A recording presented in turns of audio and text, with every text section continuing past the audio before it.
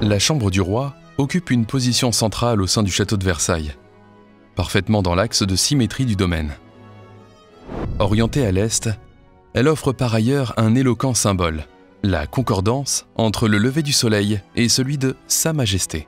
Mais elle n'a pas toujours été placée ainsi. À la mort de son épouse Marie-Thérèse en 1683, Louis XIV fait remanier la distribution des pièces du premier étage donnant sur la cour de marbre. À cette date, sa chambre se trouve dans une partie de l'actuel salon de l'Œil de Bœuf. Rapidement, cette pièce se révèle trop exiguë. Donc, à l'été 1701, le roi entérine la transformation en chambre à coucher du salon où le roi s'habille, contigu. D'une grande luminosité, cette vaste pièce de près de 90 mètres carrés conserve l'essentiel de son décor d'origine, imaginé moins de 20 ans auparavant par Jules Hardouin-Mansart, l'architecte du roi. Les 3 ouvertures donnant sur la galerie des glaces sont condamnées pour créer l'alcôve et adosser le lit de parade.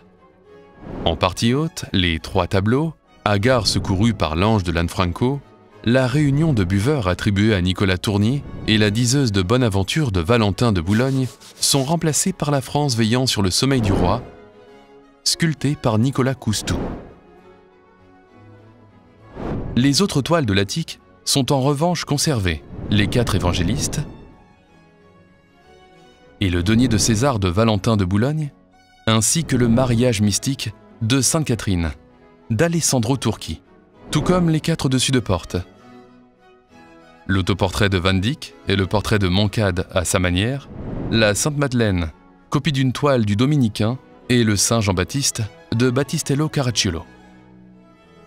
En 1701, sont également accrochés de part et d'autre du lit le roi David jouant de la harpe du Dominicain et Saint Jean à Patmos, attribué à l'époque à Raphaël, mais aujourd'hui rendu à l'un de ses suiveurs, Innocenzo da Imola. Dans ce lieu emblématique, à la fois chambre à coucher intime et chambre de parade rythmée par l'étiquette, le roi met ainsi à l'honneur 3 grandes manières de peindre: la leçon de Raphaël, l'enseignement des Bolonais et le caravagisme, particulièrement prisé des collectionneurs. D'une richesse ornementale exceptionnelle, la chambre du roi, façonnée par Louis XIV lui-même, en est peut-être son héritage le plus émouvant. Elle s'impose comme une véritable chambre de la majesté, où le souverain s'est éteint le 1er septembre 1715, après 72 ans de règne.